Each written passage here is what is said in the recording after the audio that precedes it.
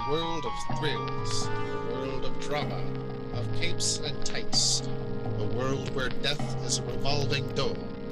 Welcome to the Geek Matrix.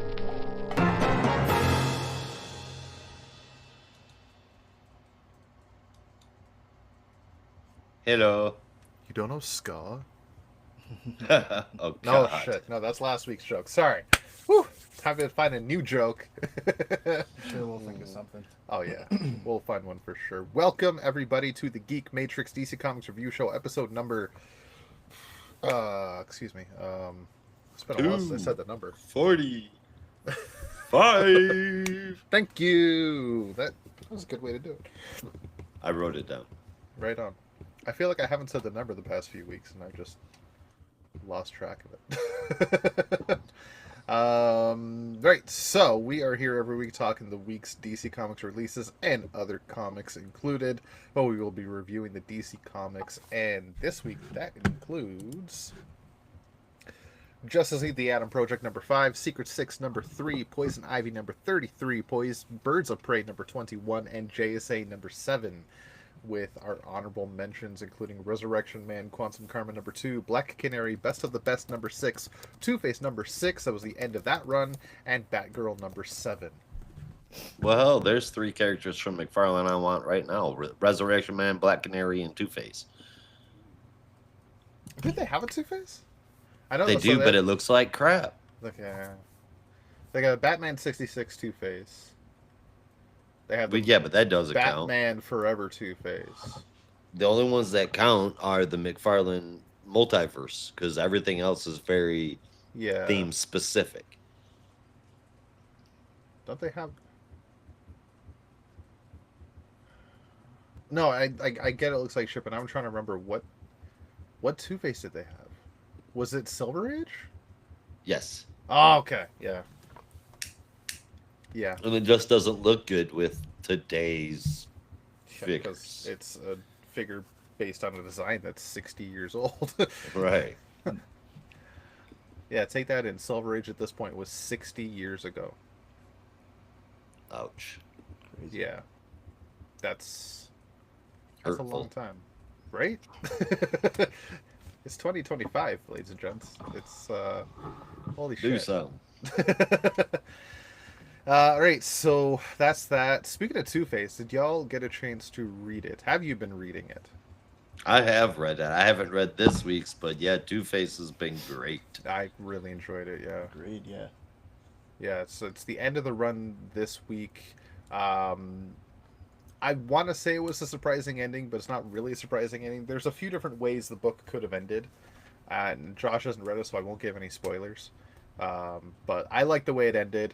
And it has some promise for the future. I'll say that. It ended with the power of friendship. Quite the opposite. Oh, man. Imagine if that was true. It almost did. It almost did, actually. Well, I have not read Resurrection Man yet or Black Canary yet either, but I do know the first issue of Resurrection Man was fantastic. Yeah. And King has, for the last, I haven't read this one, but in issues 4 and 5, Black Canary's actually been a pretty decent book. So, like, pretty much the honorables were really good this week, Yeah. with the exception of not actually having read them. Fair enough. Brandon, did you get into Resurrection Man this week? Yeah, I did. Second issue is still really great and very much a love letter to the original series. And the ending to Black Canary was pretty good. Still not entirely sure how I felt about it, but yeah, no, pretty good stuff. All right, Right on. That's good news. While we're here, Josh, last week I talked about it because it came out last week. I want to know, have you read X Factor yet, the last issue? Oh no, I'm still like, yeah, no, I'm going to continuously be falling behind for about a month. Oh, okay. Yep, there's Fair no, it's not. No, it's not. There's nothing fair about it. Not even a little bit. If it's just like the size of the backlog, Brandon and I completely understand. No, it's just other shit that I have to do that won't let me get to it. Yeah. I get that. Well, when you do, please give me a shout because I want to know your thoughts. I really do. See how you liked it, if you like it. I guess we can forego our like semi Marvel chat as well because have either of you read like the new ASM run yet that Glenn kind of poked us onto giving a shot? I gave the first issue a try, and it was kind of underwhelming, honestly. Yeah, like it's okay. It's fine. It's Yeah. perfectly fine, but it's like Like we there used to really say, isn't it's a much comic exciting book. about it, and that's kind of unfortunate because the Yeah. art is incredible. Oh God, yeah. It's La Roca, right? Pepe Larraz. Larraz, that's it. Yeah, that. I'm just every time Peter swings onto frame with his suit on, I'm just oh my God, the suit looks so good. It's beautiful. It's shiny, You're colorful, shiny. shiny. I don't know. I wish I could quote a Firefly thing right now, but I can't think of one. By my shiny metal ass. There you go. There you go. Classic. Not quite Firefly, but I'll take it. I like it.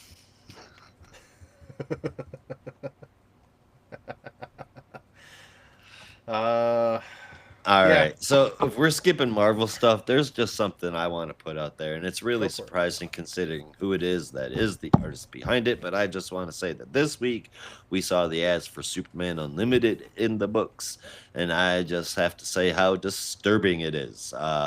Faces are strangely misshapen, but just slightly so. Shiny eyes kind of bugging out of their heads. I guess what I'm basically saying is that whatever the fuck is going on in here, Clark, Lois, John, and Jimmy all look like Edgar from Men in Black. well then. I'll be honest. I haven't spent too much time looking at that ad yet, because that I'll segue us into what happened during Free Comic Book Day as well, because it was a preview story in Free Comic Book Day. I'm gonna look at the ad in it right now though, just to see what you're talking about, because I haven't got that vibe yet.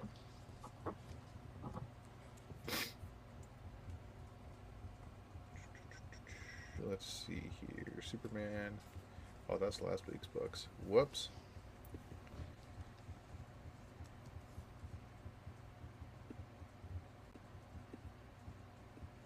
Okay. Yeah, I see what you're talking about. They look weird, right? Yeah. It's Okay. Raphael Albuquerque, though. That's what I'm saying. That's why I started it out saying, which is really weird considering, the artist. But that looks fucking weird, man. And And does I anybody like know Albuquerque. who that monkey-looking guy next to Jimmy Olsen is? I'm hoping that's not a happy Bobo. Yeah.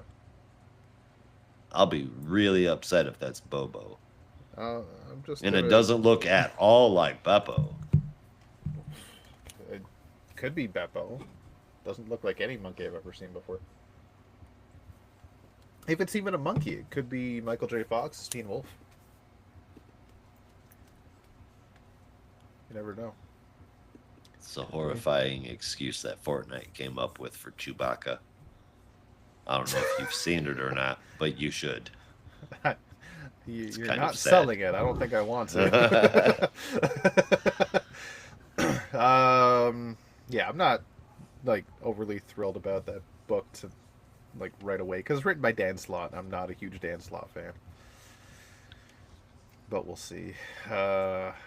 If I ever do get a chance to check out Free Comic Book Day's selections, though, I'll be sure to get a good grip. But yeah, I didn't because my Free Comic Book Day sucked. Yeah, Yeah, mine that really too, sucks. actually. Yeah, it's kind of crazy that all three of us kind of struck out at our LCSs. Well, I had to find another one, so I was able to find some of them, which was nice. But That's good. The fact that like you had to go to basically 2 different stores to find it is clearly something's wrong with the circulation. Yeah, Um, I mean, it might have something to do with Diamond being sold. So dumb. that would be kind of a weak excuse, Yeah. considering most of these guys have been with Diamond for over 5 years now. But well, Golly, it's maybe with the exception of Marvel, I think yeah. they haven't been with Diamond since like 2021 or 2022. But Yeah. yeah, they should definitely have a better handle on this. Um, yeah. Yeah, so it was good that you got something because I remember we talked about it. You said the store you went to had nothing left. The store I went to is the only one that's around in my area, and I had the kids over the weekend, so I couldn't go too far. But I had just 6 copies of the animated Marvel book. I Oh don't even remember yeah. what it is, so that's I got one of those for my kids, and that's it. So any of the like 7, 8 books I was looking forward to maybe checking out wasn't gonna happen. Dang. I mean that That's wasn't gonna funny happen because anyway because like apparently the store I was at had a limit of one per customer. that's insane, dude. Yeah, and they were still sold out by 12:30 in the afternoon. One per customer. Wow. They open at 9:30. I thought, yeah, 9:30. That store is never busy. It's a Saturday. That mall's never busy. I'll just go check it out at 12:30 when it starts to get busy. Nope, too fucking late. Too fucking late, man. What can you do? You can't do nothing, man. Nope. So I struck out. What are you gonna do?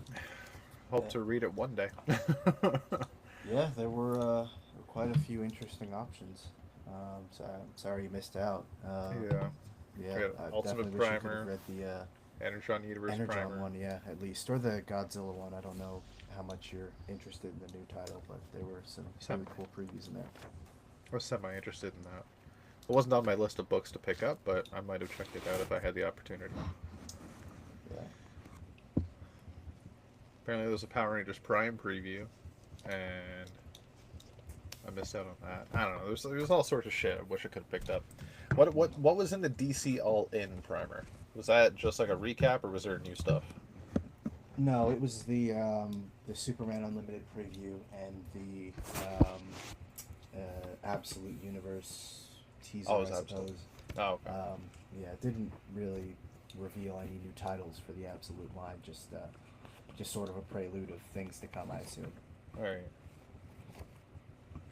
Fair enough. Well, dear listeners, I hope y'all had a good time at Free Comic Book Day, and were able to get some books because definitely some people did. Yeah.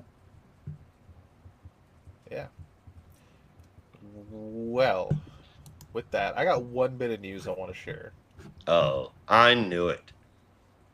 Holy shit. Gosh, you beauty. um, Uh-oh. now, I posted in the comic chat earlier. Marvel has teased another book that is kind of a redux of an old book, and it's called X-Men of Apocalypse. Oh boy. Written by Jeff Loeb with art from Simon DeMeo. Why are we still here? Yeah, that's both the tagline of the book and how I feel about it. Apparently, it's spinning out of giant size Age of Apocalypse, which I didn't even know was a thing. So I have to go check it out just to see what the hell's going on with this. It's Jeff Loeb writing a modern day book based on an old book. Loeb. And if his track record recently with DC has been anything, it's not that great. I don't know how because I haven't been reading it. How has the last Halloween been? It's been good so far. But then he wrote something else just here. Oh, yeah. Hush too. Yeah. Hush, So yeah. it's hit or And miss. been 2 issues in. Yeah. Yeah, it's hit or miss. Mhm. The long Halloween, the last Halloween, it's good. Hush Yeah. 2. Fair enough. Ooh. Yeah. I wish it would stay hushed. Really The well. tagline for the book that's on a single page poster with the title of the book and the creative team with the date of September 2025. There's a tagline text saying, "Tell me you haven't had the same question gnawing at you, Eric. Apocalypse was killed by you. The humans set off a nuclear arsenal destroying this planet. We all died. And yet, why are we still here?" I gotta be honest, that does sound interesting. That sounds actually hella dope to think about. Um, Worth a try, I'll say. Might be really good. Like you said, Nah, Josh, hit or miss. they'll turn it around, and it'll either be something to do with the Phoenix or one of Scott Summers' stray children. That motherfucker just be throwing his baby Oh, batter definitely got to everywhere. be a Scott Summers stray children because he's got them everywhere. Yeah. That's what I'm saying. That motherfucker's like Salt Bay. He's like just sprinkling Yeah. the baby powder everywhere. Yeah.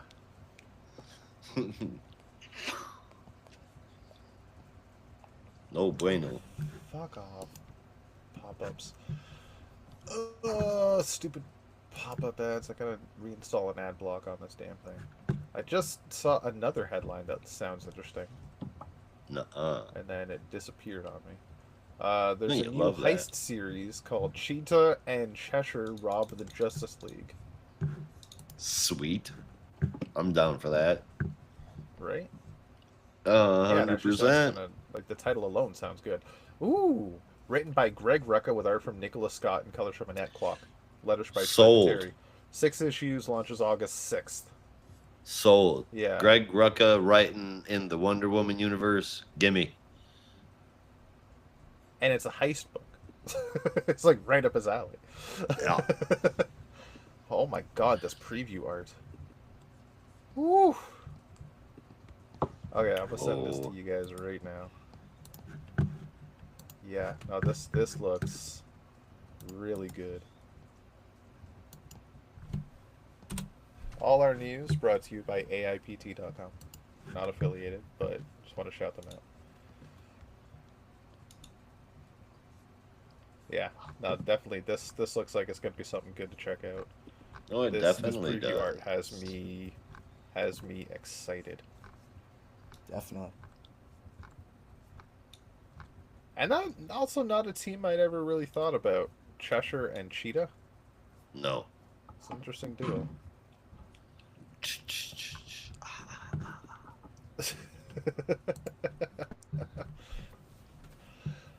That's all I got on Yeah, that I one. think that's about it. Yeah, As far as the news goes, as far as I know, yeah. yeah, As far man. as I got for news. Yeah, man. Yeah, man. Unless you care about an audiobook, All Star Superman is becoming an audiobook with full cast. Oh, that's kind of dope, dude. Nice. Right? Adapted by Megan Fitzmartin. Oh, man. What? They fucked it up. No offense, Fitz Martin. It's just that every single issue of the last series that I saw you write was ass. Like, not even regular ass, but like droopy ass that belongs to a Yeah, cow. but I It mean was in bad. this case, she's not necessarily writing it. She's just kind of like rejigging the stuff written by Grant Morrison to fit on an audio script. Right. That So she's not really adding particular anything to it, she's just, person like, is reinterpreting Grant redoing Morrison. it. Well, she's not changing it. Like she's not adding her own ideas or anything. Right. Okay. Yeah. No, that's completely incorrect. You can't take it exact. I mean, if it's word for word, then there'd be no point for her to be there, right? So there's going to be alterations, and she's the one that's making the call as to what those alterations are going to be. It's a bad idea. Maybe taking stuff out, but like adapting is just like adapting the comic to a script, right? to an audio script. Because audio scripts and comic strips are completely different scripts. I mean, yeah. Yeah. I want to imagine she would add stuff. If she does, I'd be surprised. Did you see what she did in her Tim Drake series? Yeah, but that's something she created 100% herself. She didn't create Tim Drake. All No, but she she did wrote was that take story something from somebody else scratch. she did and decided she was gonna fuck it up. No, that story was written by her. That's what I mean. This story is written by Grant Morrison. Okay. But we'll see. Yeah, The that's cast what the I'm cast looks saying. really good. The cast does look really good. That's good news. Mm-hmm. Those Batman audio adventures were pretty cool, man. If you guys haven't checked those out, those were awesome. Mm. I've read or listened to two. Yeah. Um, ba, ba, ba, ba. I'm mad, admit. You guys want to jump on into the books now? I know you do. Yeah. Let's do it. I was gonna say, like, if anybody listening knows, like, recognizable voice actors, there's some notable names like Brandon McInnes, Ray Porter, Will Dameron, Todd Habercorn, Dominic Hoffman, David Lee Hyun. Ooh, I didn't catch his name. Yeah.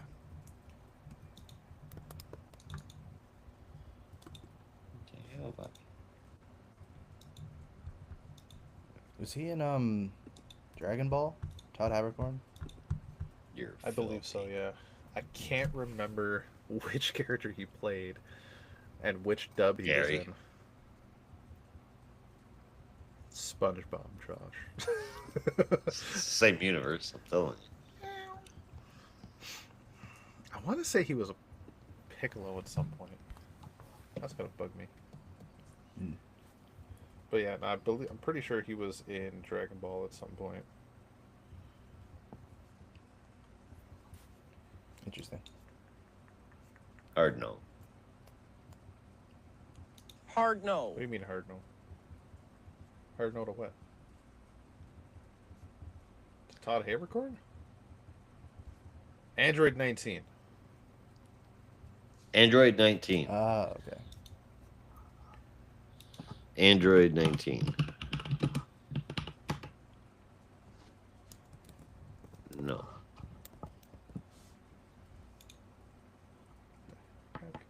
Ah. There used to be a comic book about an android. It was a female, had long green hair. Do any of you guys happen to know Android what that series was by any chance? It was Android something. It's not ringing any bells. Damn. American It was a comic while or ago. manga? I believe it was American. I'm not sure then. Could have been manga, but I'm pretty sure it was American. All right. So that's it for the news. Yep. That's it for the weather. The weather's nice. And back to you, Bob. All right. Well, then I guess we should just move on to the books, right? So, yeah, let's do it. Sorry, I'm Brandon, you want to take it away, man? Sure thing. First up, we got Justice League: The Atom Project, #5. Oh, yeah. What's up? Yep. All Written by Ryan Perot and John Ridley, with art from Mike Perkins, colors from Adriana Lucas, and letters from Wes Abbott. Captain Atom comes face to face with Inferno, while at the same time General Eiling and the military have caught up with him and order them all to stand down. So we spend most of the issue cutting back and forth between the present and the past, as we've done in previous issues, where the military attempts to fight the two hooded members of Inferno in the present. And in the past, Adam, after a conversation with Dr. Light, begins having second thoughts about his role bestowing powers on behalf of the government, and ultimately decides to take them back and go on the run, which will sort of bring us full circle.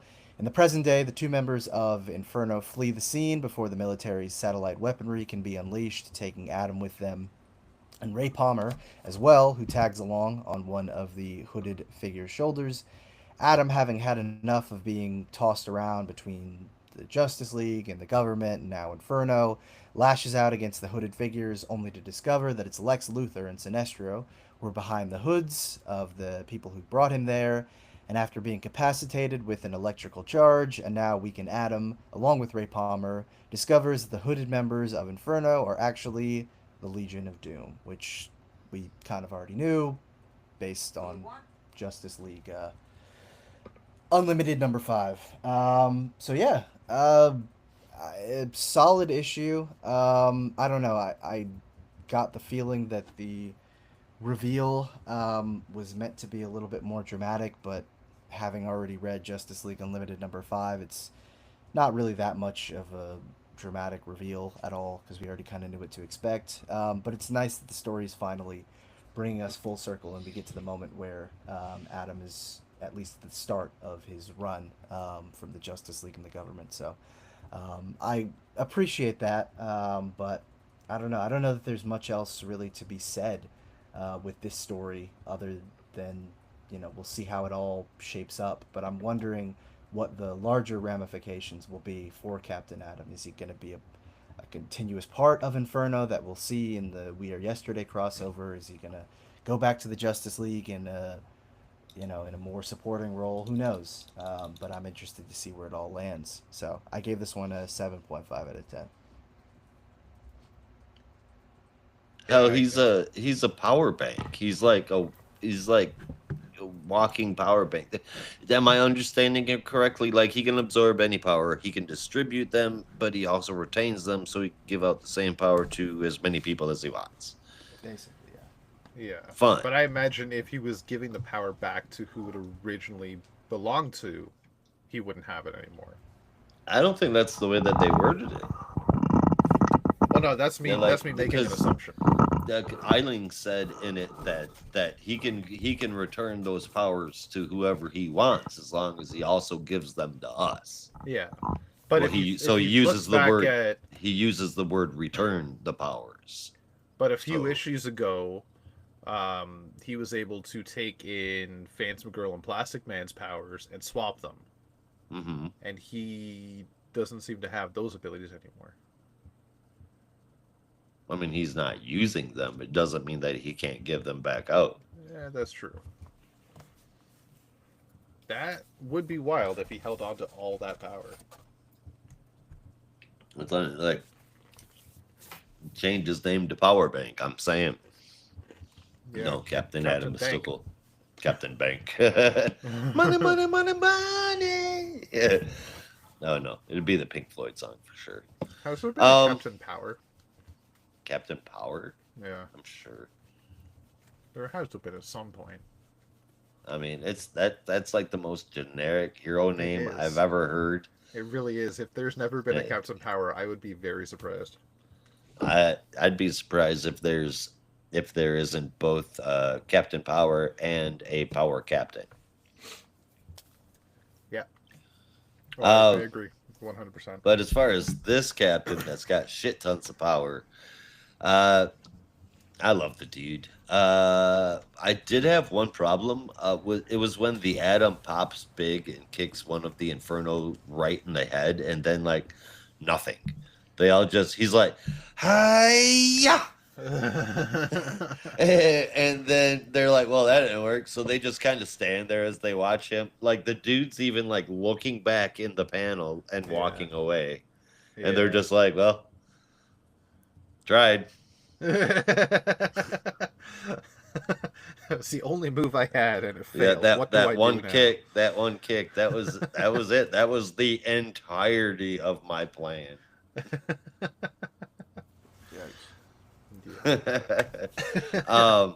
Whatever, I don't feel it's a little sloppy with the Inferno kick. I mean, that was kind of, right there on the same page and everything, but altogether it's a pretty good book. I'm still loving it.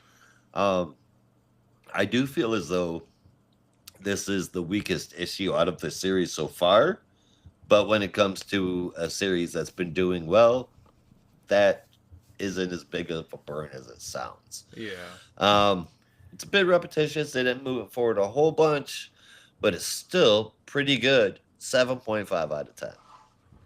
I agree 100% with everything both of you have said.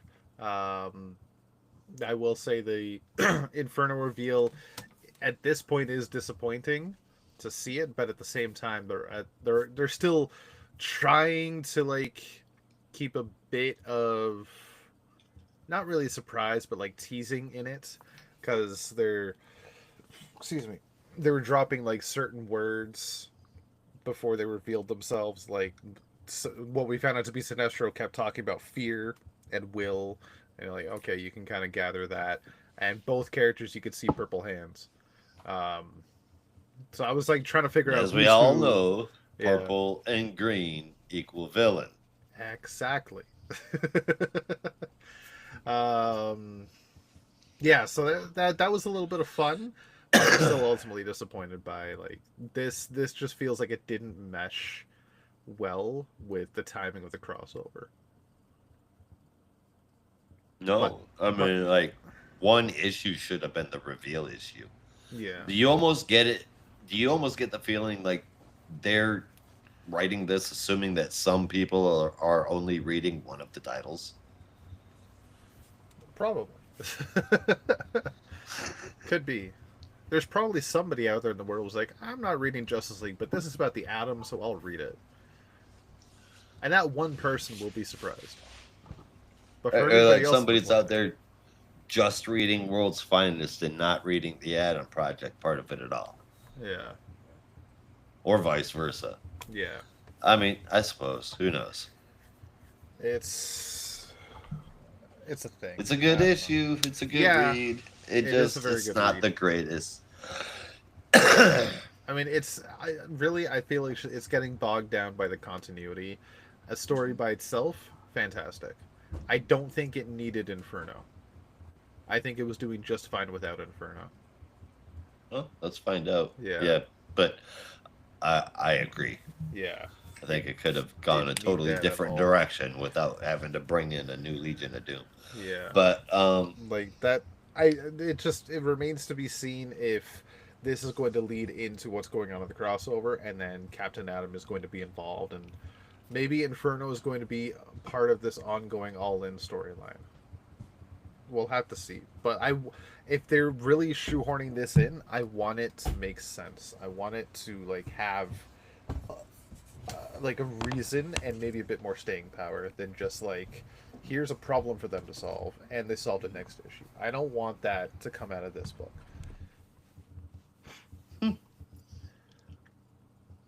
well, the good thing is that they can't. They're either going to have to detail it in full because there's so much to detail, or just fucking drop it and never mention it again. Yeah. Those are the only two options that we've got. I don't see them digging into this any further without like committing to us having a satisfying ending.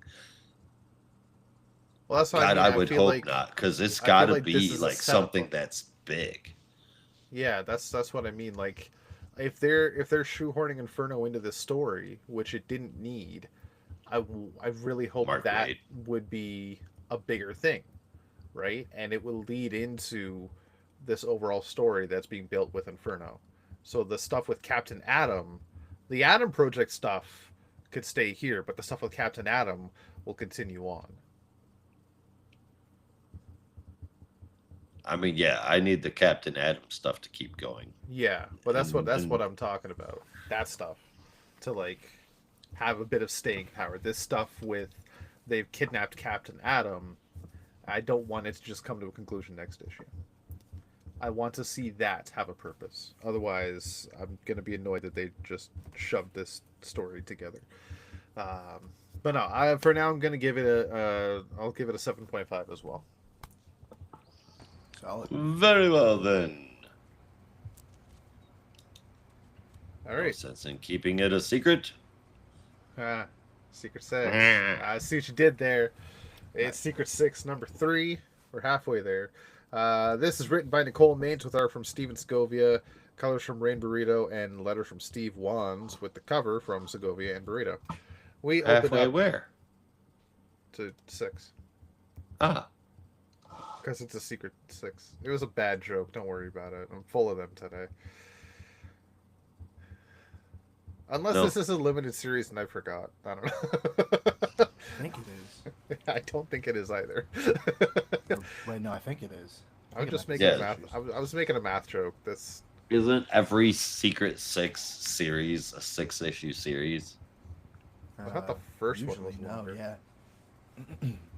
Well, I feel like that would be, the best way to go about it. Well, no, that's because it's called Secret 6, so it's going to be a 6-issue miniseries. But then it has another secret 6 issues that don't tell you about, so it's a 12-issue series. Them sons of bitches. Yeah, that's why it's called Secret 6, Clever. right? Yeah, always thinking they is. Anywho, this issue of Secret 6, Jane Stain's Execution, hell of a cover. Quite like it. Might be my number one. We open up on Capitol Hill in Washington, D.C., where a senator is trying his damnedest to just spread a whole bunch of shit about Amanda Waller. Just realistically, it's deflection. Because he's actually working for Checkmate, and his whole game is to get Congress off the scent of whatever the hell happened to Amanda Waller, which he knows where she is because Checkmate has her. He then goes to some mansion upstate, and it's a giant party hosted by Checkmate. It's a big ass club, and it looks like a party you can only go to if you're rich, stoned, or want to die. So deep underground in that Or all same three castle. at the same time, man. We're all three at the same time. Yeah. Underground in like the sewers, I guess, underneath that same mansion, is our intrepid Secret 6, who are formulating a plan to get inside because they are all in costume and will stick out like a sore ass thumb. Black Alice uses her magic to transform them all to wearing very high fashionable clothing. Um, I think I like Dazzler or Dreamer and Catman's the most. Because a Gossamer looks the same.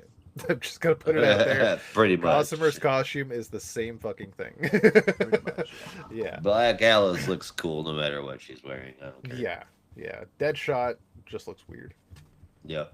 Yeah. Dreamer looks cool. Kind of Yeah. reminds me of Dagger in Marvel Rivals a little Yep. bit. And it reminds me of Dazzler because I said Dazzler and like yeah, there's a bit of Dazzler in there, I think. Yeah. She looks like an 80s pop star. I don't believe in Dazzler. You don't believe in Dazzler? I don't believe in Dazzler.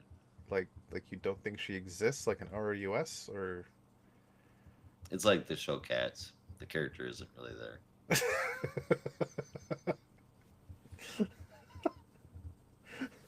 What the fuck is wrong with Dazzler? I get what's wrong with cats, but Dazzler? It's a conspiracy. She's just a less cool Jubilee. Yeah. Yep. Yeah. Started by Taylor Swift's grandparents. Okay. Never mind. That is Anyway. old opinions from Josh. Tune in next week to see what happens next. All right, so You know what really grinds my gears? What, Peter? All right, so our Secret 6 are now in full high fashion. Meanwhile, the senator has met with the manager, who is shrouded in secrecy and darkness. We don't know who it is. Excuse me. They're going back and forth about Amanda Waller, and she threatens him to keep doing what he's doing and keep his mouth shut at the same time, because if he goes a little too far, then he's gonna end up in the gulag. And then on the dance floor, the teams split up. Catman and Deadshot are heading upstairs together to get a bird's eye view of the place, while also flirting back and forth. Did they have a thing that I didn't know about? Because I kind of like that pairing. Not gonna lie. Meanwhile, Black Alice, Superman, Gossamer, and Dreamer head out together to the dance floor and sitting at a table at the same time. There's some back and forth between the Superman, Gossamer, and Dreamer. I really don't like Gossamer's code name. I keep forgetting it. And Gossamer just kind of lets loose about what Dreamer's main ambitions are with this entire mission, to which John, Superman, gets in her face about it and says some things he can't take back, such as, "You keep making everything worse." He storms off. Gossamer goes with him. They go to dance, and then Black Alice is left alone with Dreamer, who she takes her side. Black Alice takes Dreamer's side, kind of peps her up a bit, and believes in her plan, thinks it might actually be the best idea she's ever heard from her. But then they see the senator. Gravenport is his name. At least Dreamer sees Gravenport because he was the last job that she did for Amanda before the whole thing that we saw throughout Absolute Power, where she snuck into his office and stole files off his personal computer, which were not good files. Well, that's all I'm going to say. They were quite disgusting. So she kicks him in the back of the head because they want to kick his ass, but they also realize if he's there, maybe he's part of Checkmate. So bad move, because that starts a giant fight in the middle of the dance floor. She shows off her powers, and then everybody starts to clue in because everybody on the dance floor has a gun and is also working for Checkmate. And everybody that's not pointing out a gun is not working for Checkmate, so they know exactly who to shoot at. When the firefight begins, out comes the manager. So much fun. Right? Out comes the manager, who keeps just spouting some weird ass monologue until Deadshot realizes who it is, tells everybody to cover their ears, and surprise, surprise, it's Banshee. One-time member of the Secret Six, from what I remember. Not Silver Banshee. Yeah. Banshee. Just want to be clear, because I had to double check that, because they actually look very similar. Even down to the hair color. Yeah, so that is the end of our issue. Shit's getting a little crazy, a little haywire. The friends are fighting. Relationships are being tested. Speaking of relationships, I forgot to mention, just popped up in my head, Dreamer may or may not have a few feelings for John, which is something that Black Alice noticed. So that puts a little bit of tension into that friendship as well. Even more with Gossamer, because he already hates Dreamer. So we'll have to see what happens there. Also, that most 100% is, to my knowledge anyway, the only Banshee that exists is over in Marvel. Silver Banshee is the only Banshee I know of in DC. See, I would agree with you, but I did actually find a Banshee for DC that's not Silver Banshee. I'll bring up the page and send it to you. Well, that's weird. Yeah, it took a bit of digging. It wasn't like right away. I had to like. I don't Does remember it how I look found anything remotely like it? That's the thing. Like, this Banshee and Silver Banshee look very similar. It's quite annoying. Let's see. I don't remember how I found it, but I kind of came across it while doing some research on it. But I'll find it and I'll send it to you. It is a different character. This one is actually a ghost, and she was tied to the Secret Six for some other Secret Six. I have to see what I can find. But yeah, so this I'm loving this series. I'll say it. It's no, I think I just found it. But yeah, I'll send it in a second. Yeah, this book has been a lot of fun. I'm really enjoying it.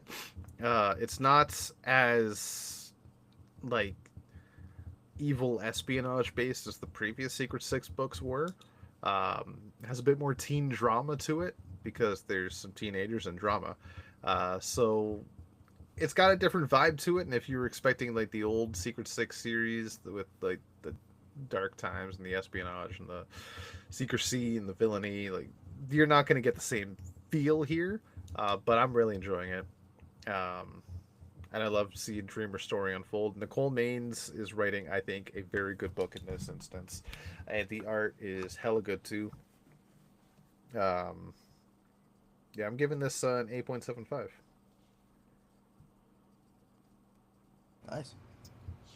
Nice, nice. um, yeah, no, this one got an 8 out of 10 for me. Was not expecting the checkmate connection, which was interesting. And Mhm. I'm not like crazy about the inter-team drama. Yeah. But it was, I don't know. It was a little interesting seeing Black Alice kind of put John in his place a little bit.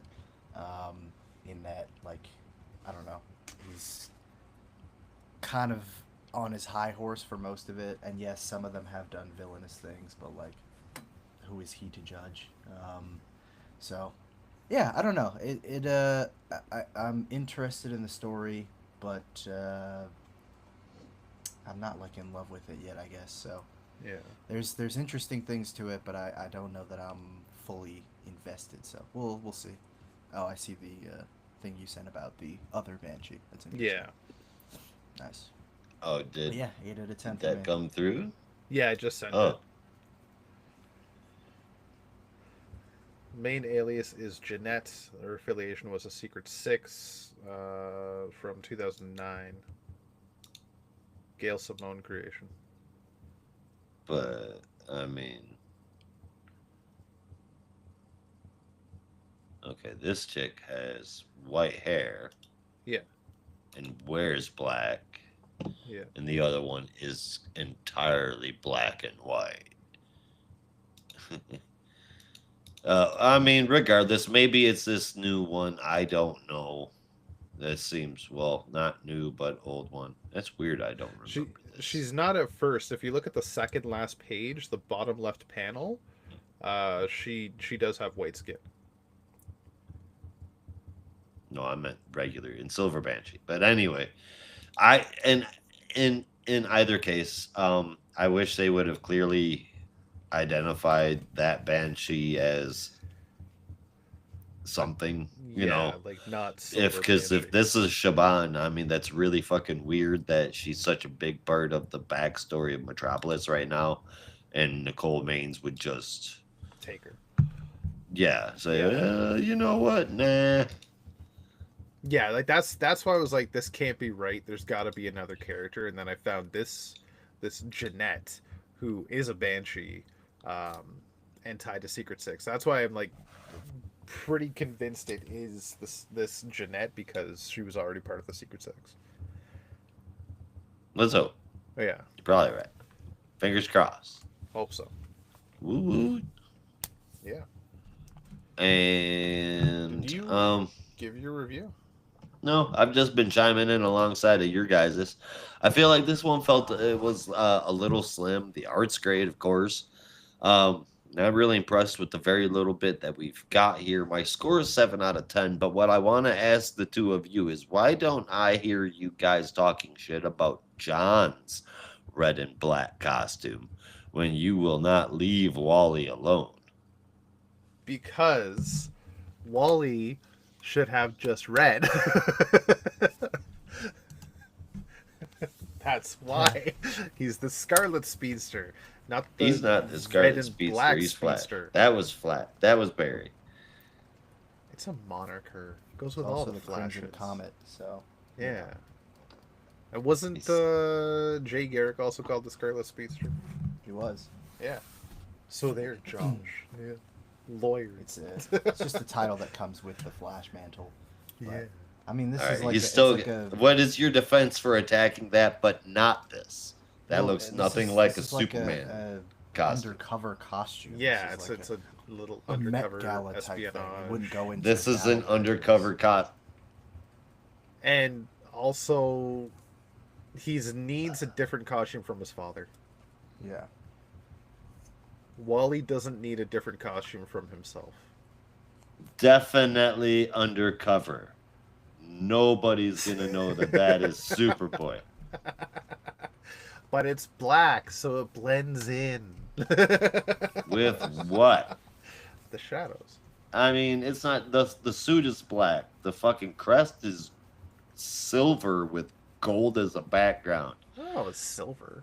This isn't this isn't blending in. This is dark with style. Gossamer help him put this shit together. Okay, Buzz Lightyear. Yeah. Your Well, argument is invalid. like beyond even the whole espionage undercover kind of deal. I wanted him Because to have a different color set from his father to begin with because he there's a Superman and there's a Superboy, and it's fine for him to have the moniker Superman, but when they're all there standing together, sometimes it's hard to tell them apart costume wise, right? Oh, you mean like Barry and Wally? Barry and Wally, you can tell by the eyes. Yeah, if depending on the artist. I mean, since every artist I've seen drawing Wally in the past 20 years has drawn Wally with the white eyes and Barry with the eye holes. I mean, in the 90s, Wally had the eye holes until they realized maybe we should update this a little bit. Mm-hmm. Right. The lighting Right, belt's different. so And the belt's different. his cape was different and his S was different. Who's. John's. I don't know. His I like the entire design. bottoms were different. I like the design. Your argument is totally invalid. Now stop picking on Wally for his fashion choices. I You will not. hypocrites. I will not. You It's hypocrites. an ugly costume. You're an ugly costume. Did you just retort yourself? I was retorting myself towards you. It was aimed at you. I was calling you an ugly costume. 7 out of 10. And even less for Rob's burn. In the meantime, I've given you a little blip of what it looks like twice already, trying to zoom in and show John's costume. Poison Ivy number 33. Take it away, Brandon. This is you. I'm just kidding. Written by G. Willow Wilson, art by Marcio Takara, with colors from Arif Prianto, lettering from Hassan Atmani Al Hau, and the cover from Jessica Fong. It's a quick one, don't blink. Ivy and Undyne have transformed Marsh Meadows into a town that is more biology than concrete. The buildings and area adjust to weather and other things, including making allowances for natural changes in ways and waterways. Um, Too long, didn't read. It's really cool and super pretty. Janet happens to overhear Ivy and Undyne talking about what's going on with Janet, uh, the change that she's going through that Bog Venus warned of is a fungal infection that's probably going to kill her.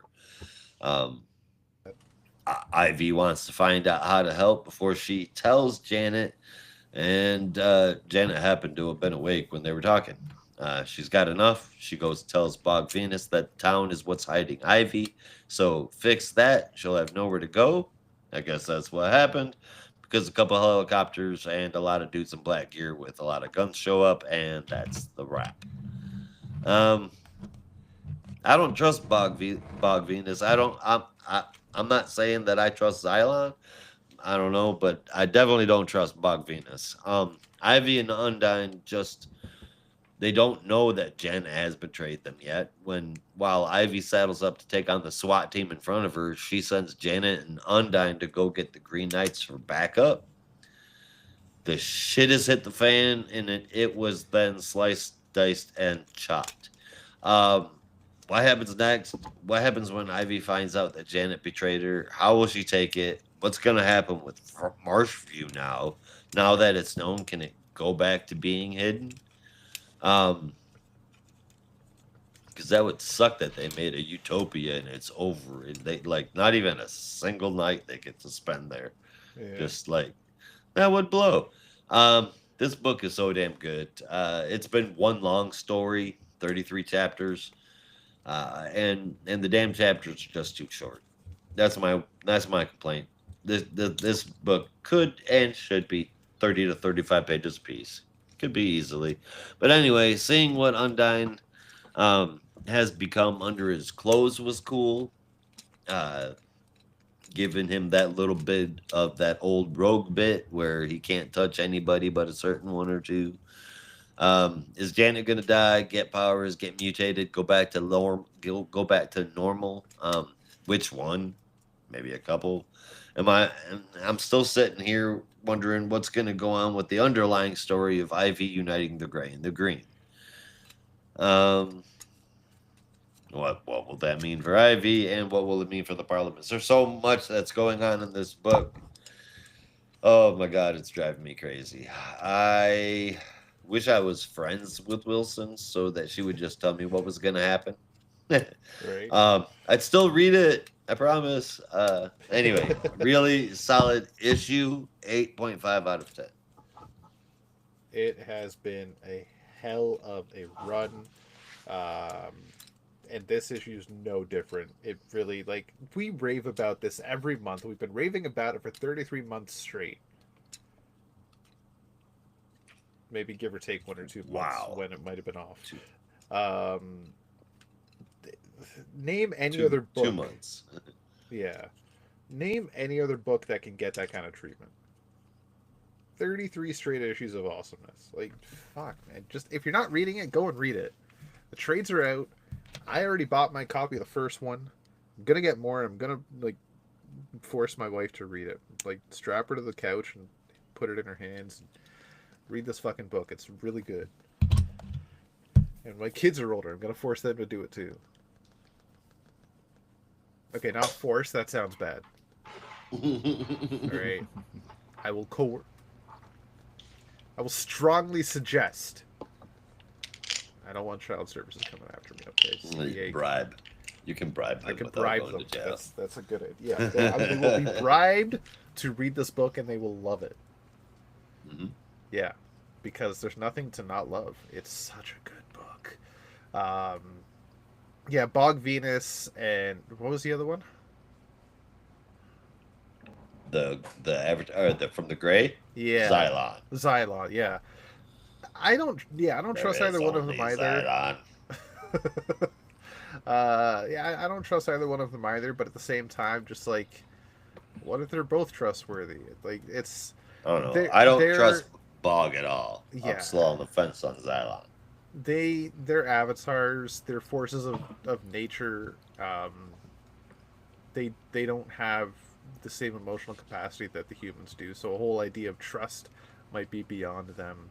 So I just think they're just going to do whatever they have to do for themselves and their species, and that's it. So trust might be like a foreign concept to them, but we'll have to see.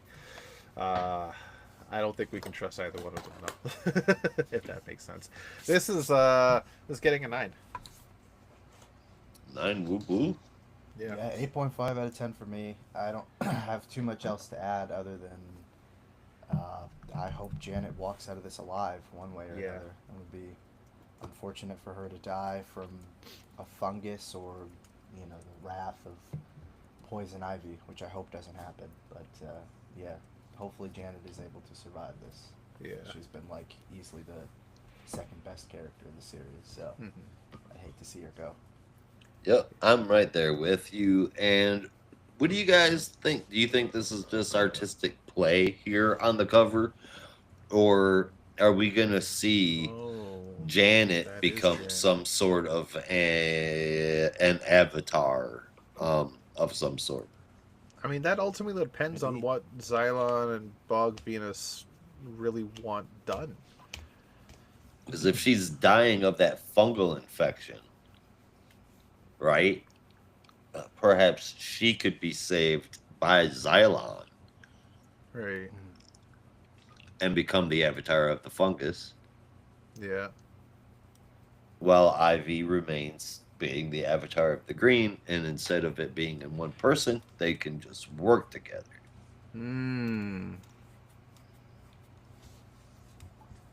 Yeah.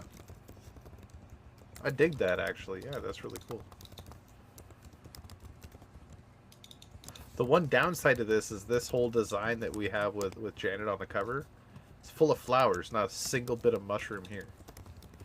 There's all those dead people. Yeah, but like fungal and flower don't really mix. That's what I'm Yeah, they getting do. The flowers don't. Flowers can't grow without there being I'm talking about the shit. avatars, because like the avatar, Oh, like yeah. yeah, Avatar Xylon wise, no. with the gray and the green is the flowers, and they're fighting. Right, that's what I mean. Yes. Right, so Well, if maybe that's us. That's what I'm asking is like, what do you think that is? I see doves, I see dead people, and I see Janet wrapped in pretty flowers. So, yeah, what do you think that means? I don't know. I like your interpretation. I really do, and I hope that might come to play. Because I'd hate to see Janet go, just like Brandon said. I'd hate to see Janet just die off. Um, Yep. but I think if that does happen, I just don't think that this design is what they're going to go with.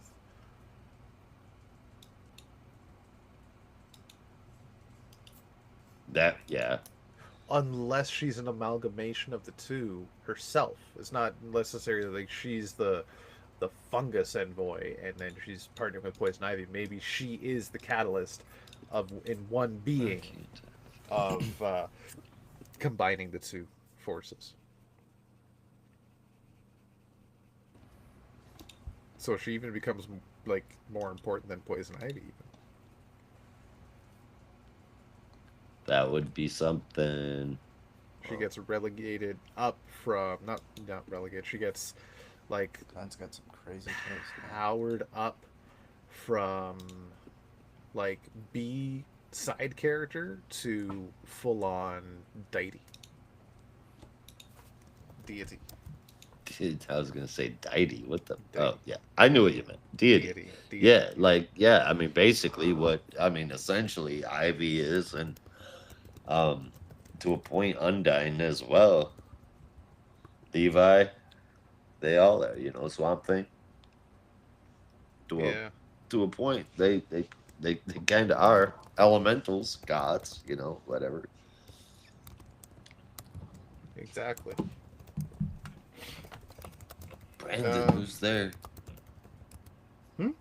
Sorry, just yeah, Glenn said someone in our Discord server, friend of the show, Glenn, just unlocked an old memory for me, talking about Joe Kelly, who wrote Action Comics in the early 2000s, and a run that, at least as far as I was aware, was not very popular, but that theory is primarily based on reviews from like Goodreads, and also the fact that most, if not all, of the issues of that run I ever bought were from the dollar bin, and that's usually yeah. a sign of either there are too many copies or nobody wants it. But he was apparently is a fan, so shout out to you, Glenn. I'm about to say I did not really like Our Worlds at War. It was kind of a slog to get through, but hey, glad you like it. Fair enough. I know I read some of Our Worlds at War, but I don't remember what I read. There were quite a few tie-ins. If you've ever read the collected version Lex. of Jeff Johns' Flash or anything from That's like, that's 2001, what it was. Yeah. it would be that, yeah. Oh, okay. Lex sleeping with Parasite. He thought it was Lois. Oh dear God. That's The more you know. Don't have sex with Parasite. You never know what you're gonna catch from. yeah. I wish I could forget that. I think the more you know might be a bad thing right now because I didn't need to know that. Let it go. No, put it away. Let it go. Just. All right. I think that's about it. And before the rest of the night flies away, I was hoping we might be able to dip into the birds of prey. I think so. Sure thing. I just got one more question about this parasite thing. I know I said forget about it, but like he's a giant purple fucking monster like Barney. Not chameleon. How did Lex think it was a woman?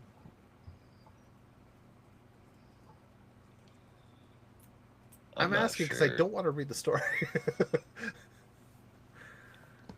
Oh dear God. I'm not sure. I don't remember, but I'm sure it was illusion or shapeshifting. Uh, okay, sorry. I need to scrub my brain. It's an image I need out of my head. Birds of Prey, number 21. Birds of Prey, number 21. Hey, speaking of Written by birds, Kelly Thompson. you want to hear a joke Dash just told me yesterday? Sure. Sure. Why are chickens so cool? Why? Just because. Ha. I was like, that is pretty fucking funny. And he was sitting there doing schoolwork the whole morning. So I'm like, where did that come from? He came up with that one. That was right. All right. Okay. Birds aside. Very good. Carry on. That's pretty good. Sweet. Birds of Prey, number 21, written by Kelly Thompson, with art by Sammy Basri, inks by Vicente Cifuentes, colors by Adriano Lucas, and letters by Clayton Cowles. Oracle tries to deal with the rapidly escalating situations with all the birds, basically, while Black Canary fights off Copperhead, and Cass and Megara fight two villains, one of whom is seemingly attempting to steal Megara from Sin's body. So after Canary gets the upper hand on Copperhead and Cass and Sin have escaped from their foes, Oracle finally is able to get a trace on Barda's location, which is rapidly speeding towards Earth. We see Barda crash land in the middle of an unknown location, and in a weakened state, Ink, after two attempts, I should say, is able to pierce Barda's armor and infiltrate her body. As Canary finishes her fight with Copperhead, a bunch of mysterious drones arrive and seize the technology she was there to protect. Oracle realizes that all of these events have been carefully plotted to combat the birds, and extends the code black call from the previous issue to all reserve members of the Birds of Prey, ordering them not to come in a secret base in Gotham. The mastermind behind everything, Damon Prime, basically collects all the information that he'd gathered from the various fights.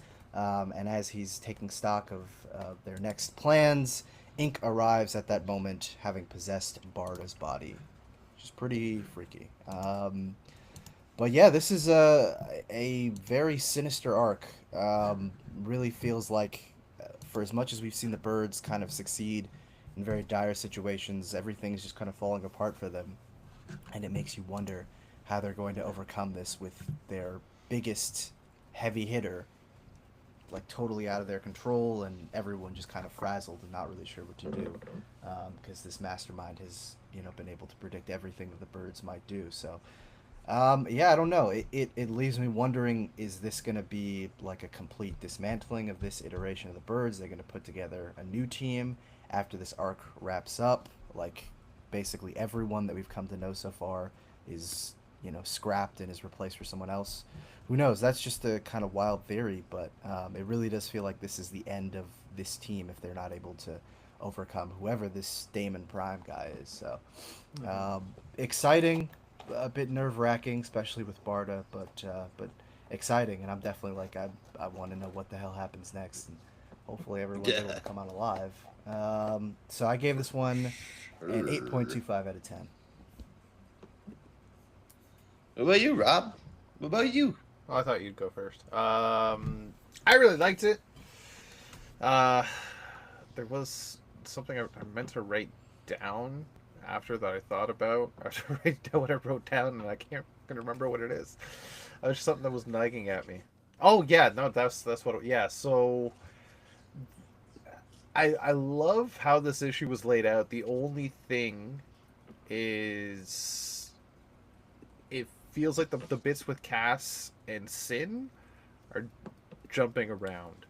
Like we're in the middle of stuff that they're going through. Like we're seeing all the stuff going on with Barda, we're seeing all the stuff going on with Black Canary and Oracle, and then we see Sin and Cass, and okay, they're going to the sewer, and then now they're fighting somebody, and okay, or Sin is getting Megara ripped out of her body. Like, how the fuck is all this happening? It's like, I get that they're probably trying to convey the illusion of time is moving, but it didn't get the same vibe when we're seeing what everybody else is going through those times. So it just felt a little weird to me with those two having their adventure jumping through moments in time. Fair And enough. with that, the reveal of all these characters, you start to see a bit of similarity when you see their costumes and potentially who they are, with the exception of Ink. But it did also feel a little off-putting because of that time jump. Like the two that were attacking Cass and Sin, again, they just pop in a frame. You're like, who the hell are these guys? At least we got an introduction to Ink, we got an introduction to Copperhead, and these other two just out of fucking nowhere. It just felt off to me, but the rest of the story is quite good. Stuff with Barda is fucking crazy. She fell from space and she survived. I didn't know what.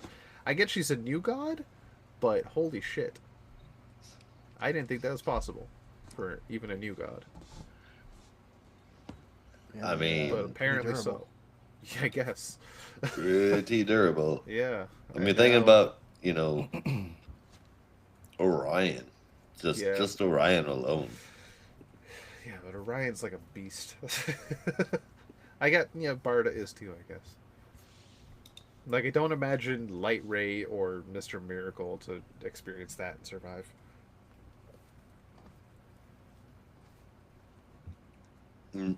Well, Maybe Light Ray. oh, poor Light Ray. Yeah. Oh, poor Light Ray.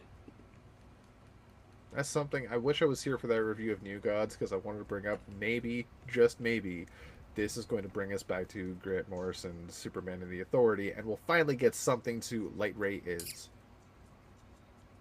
Could be. Dead now. Yeah, Light Ray is dead. Dead. Yeah. Both Light that's- Ray is dead. Mhm. Yeah. Figured it out. Yep. Okay. So yeah, apart from all that, Ink is now, or Barda is now a mobile suit for Ink. Hella dope. I'm so happy Ink is in the story. Really fucking cool. I'm still liking the story regardless. Just those that little nitpick of mine was bugging me a little bit. So with that, it is going to get an 8.5, but it is a really good story still. Well, I gave it the same score as Brandon. It was an 8.25. So I'm glad I'm not a bonehead, because I'm like, who the fuck is this Damon Prime? I feel like I would remember somebody in such a weird ass costume. Dude is wearing a Mercury mask with a hoodie that has slots cut out for the ear wings. And then the back of that hoodie, that's almost kind of like gradiently colored tie-dye colors, has a wine glass. Like, what kind of fucking bad guy is this? Yeah. Take it off and it's Katie's soccer mom. I mean, Damon Prime. Cool Yeah. name, I suppose, but Just call Yeah. him Damon and piss him off. Damon. weird. Yeah. Prime. Get him real mad and start calling him Logan Paul Prime. Yeah. Because, that's a much bigger insult. Yeah. Oh, man. Ink wearing Big Barda, that's no good. I think it's hella good. How, what, I where, think who, it's what, dope. when, and, huh? All right. Because that can't be good. That's All gonna the hurt. W's That's gonna and hurt a 2 lot of H's. people. What? Oh, and then I know what's gonna happen. I'm not gonna ruin it for you guys though. Go ahead. It's just a theory. The thing that's finally gonna allow Barter to break free of Ink is when Ink is about to deal the final blow to Cass. Ooh, yeah, I could see that happening. Yeah. Okay, so that's good. I'm glad Bart is coming back. Oh yeah. Hopefully, other people aren't leaving. They called in the whole damn team, so I mean, it's bound to get good from here, at least for the next few issues. Well, that's the thing. 'Cause Oracle was just saying it's condition black or whatever, and she said, "Don't come in." Mm. She said nobody come to base because we don't Right, know what the fuck's happening. right.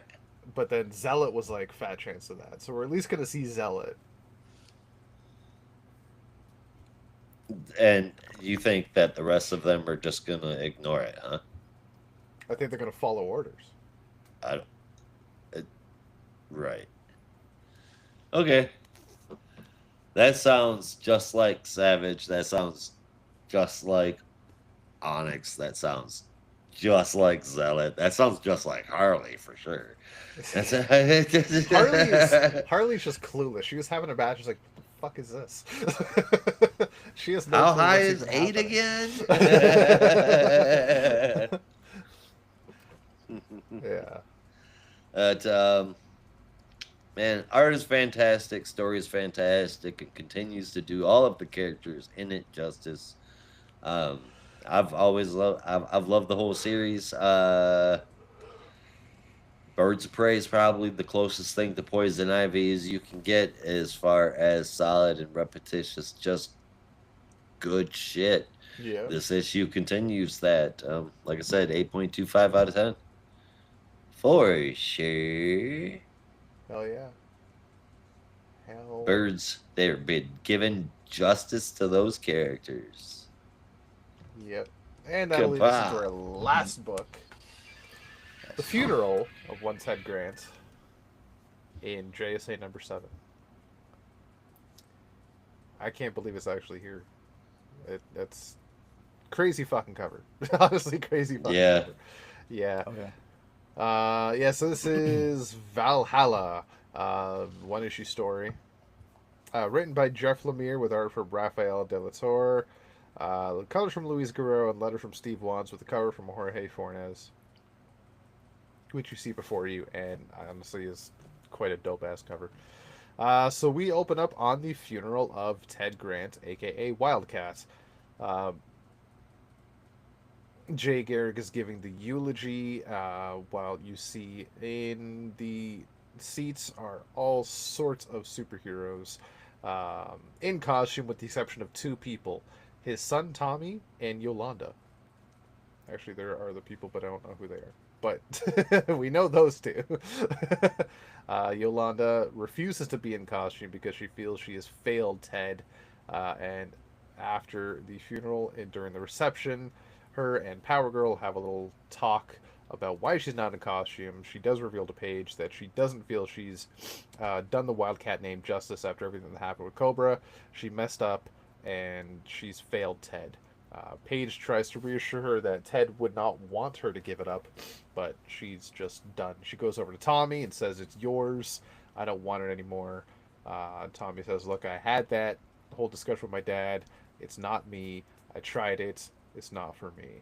And then Yolanda walks away, says, "I guess this really is the end of Wildcat." Um, Meanwhile, Jesse Quick is in her bedroom, and in walks her husband, Rick. This one is Rick, right? I always get the Airmans mixed up. Yes. Okay, thank you. Yeah, in walks Rick. They've been having some marital issues if you've been paying attention to the last 6 issues. So they have a little discussion about what's going on, and it basically ends up back and forth. Really hard to read if you're really deeply in love. But it ends up with Jesse just saying, "I think I just need to do my own thing for a while and just be Jesse Quick." So Rick kind of storms out and says, "You go be just Jesse Quick for a while," to being just Jesse Quick for months now anyway. And that's the last we see of that.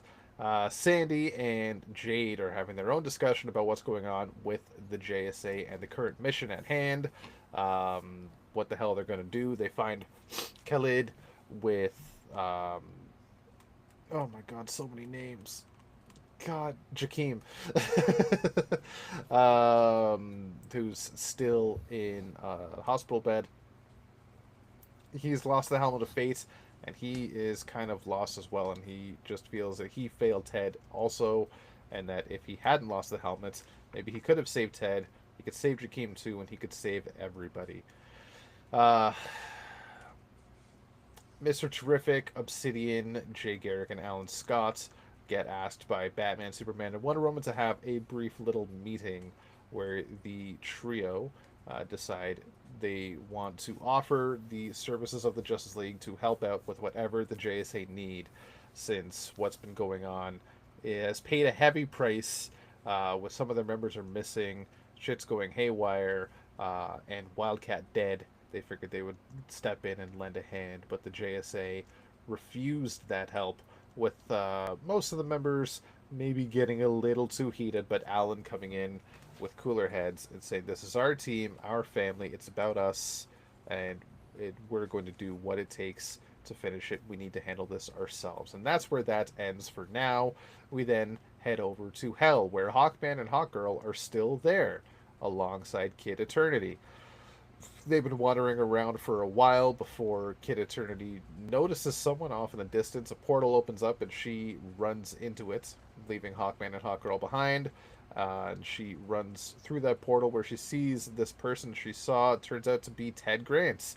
And at the end of the portal, we see Ted in a ghostly version of the Brownstone alongside Charles McNider, the original Hourman, Charles McNider, Dr. Midnight, I mean to say, the original Hourman, the original Sandman, the original Dr. Fate, and Atom Smasher, all dead members of the JSA, surrounding a table that says Justice Society of America on it.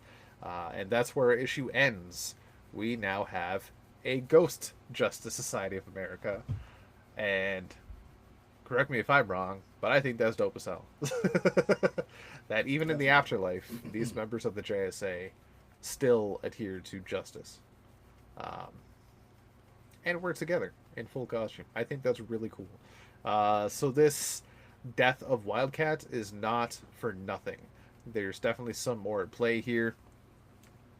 Ted does mention at the end there when you're talking to Kid Eternity that the Justice Society is in terrible danger and only you can save them. So there is a lot more to come here, spinning out of the story with Hell and Kid Eternity and Wildcat.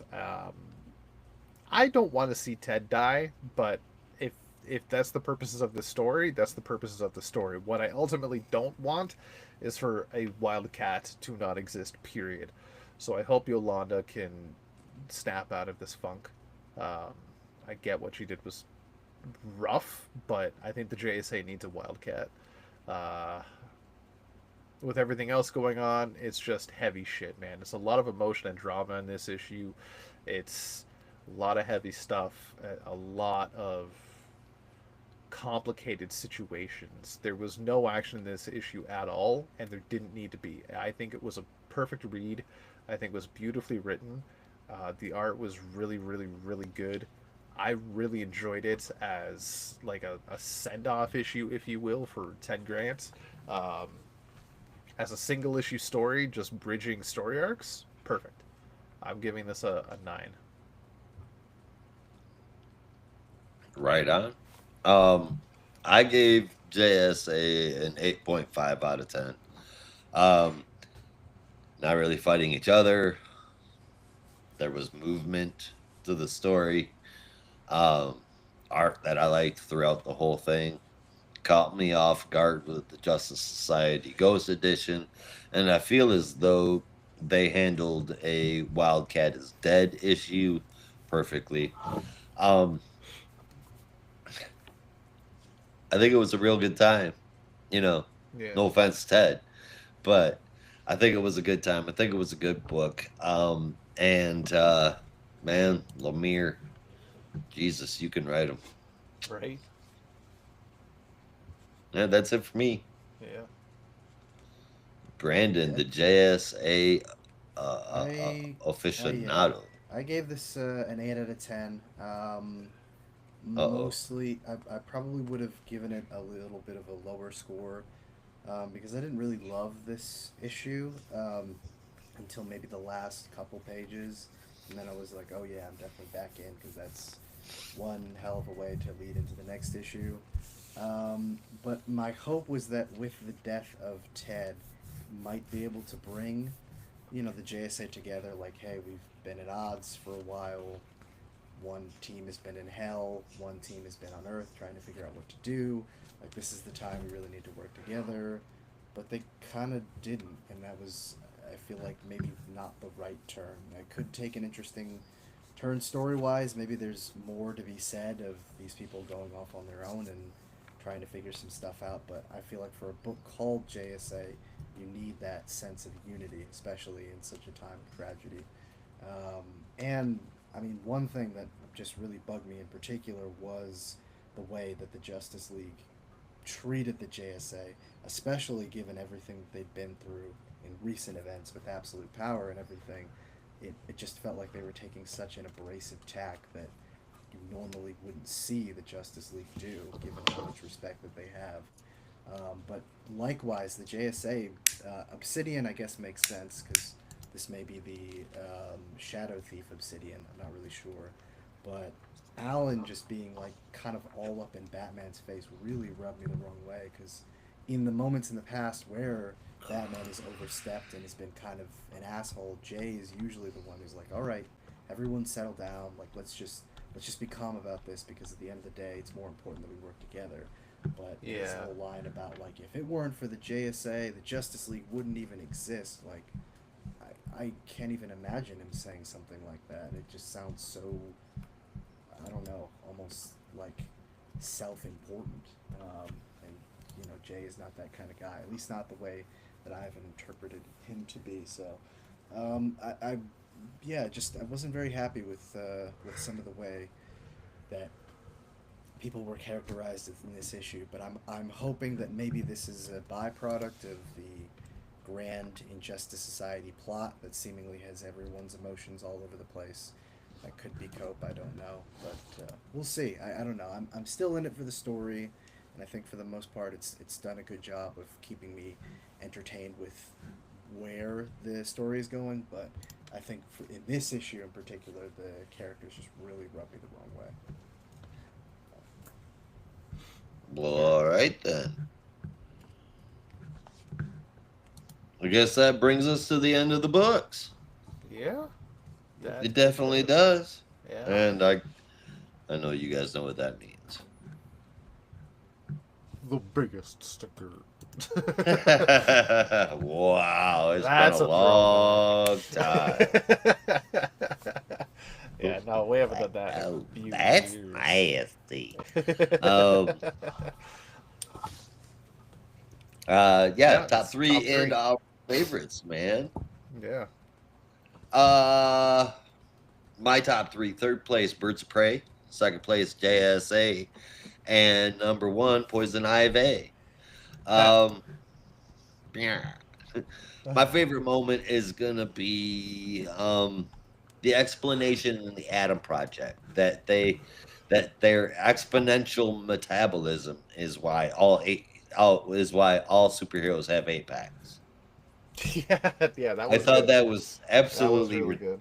ridiculous, and I'm like, oh, for Christ's sakes! And then I went, well, hey, at least they finally addressed it. And then I'm like, Yeah. I feel like they would have figured this out by now. So Yeah. it was like one line, and it had me going bing, bing, bing, bing, bing, and it was insignificant too. It was instantly my favorite. Yeah, it was a really good one. For me, I got Secret Six at number three. I got JSA at number two, and Poison Ivy at number one.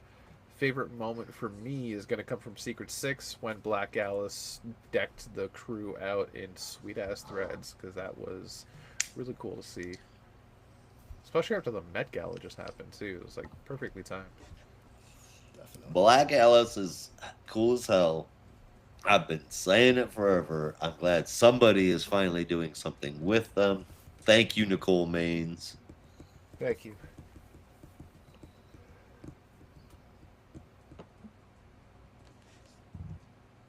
Oh, my top three, Right. I have Secret Six at number three. Or I'm sorry, yeah, no, Secret Six at number three. Poison Ivy at number two, and Birds of Prey at number one this week. With my favorite moment being that really cool double page spread in Birds of Prey where Oracle's telling all the other birds to stand down. Oh That was yeah, a really cool looking panel like that. Yeah. And it's nice to just check in to see where everyone is. Yeah, it was right. that Three, is three good. of them are in Gotham City too. Yeah. Right. All right, guys, our favorite cover.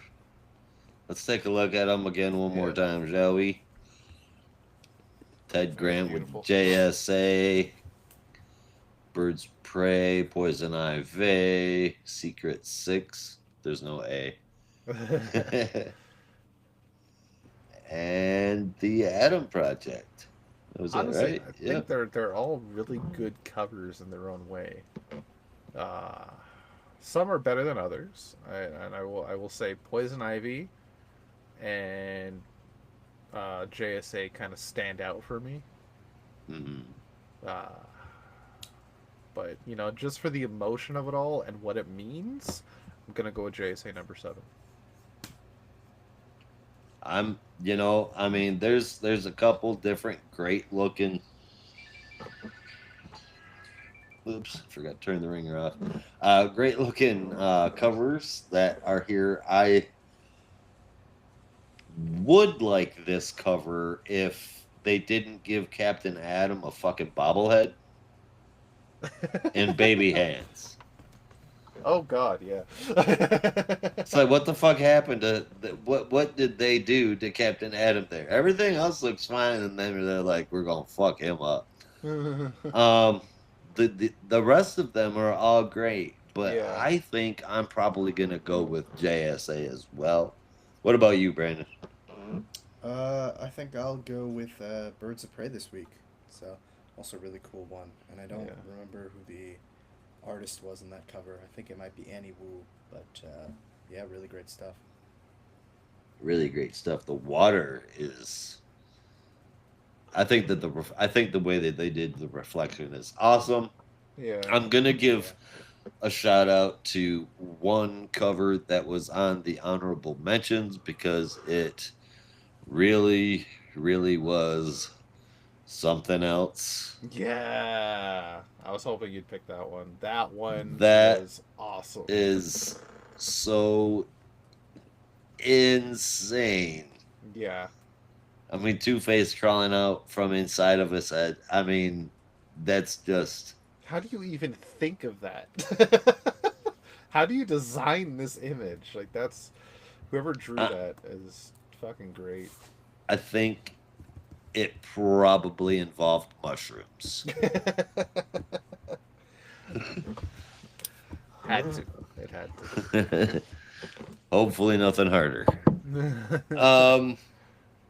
Yeah, that was it, man. It was a hell of a week, a fast week for us to get through our books. Not a lot of news, not a lot of things to catch up on, but that was it. And thank you all for watching. We will be back next week covering all of DC's weekly releases. Same geek time, same geek channel, and that is the show. We're getting out of here, so you will have to as well. Be careful out there. And remember, in the Geek Matrix, everybody has a home. In the Geek Matrix, you are not alone.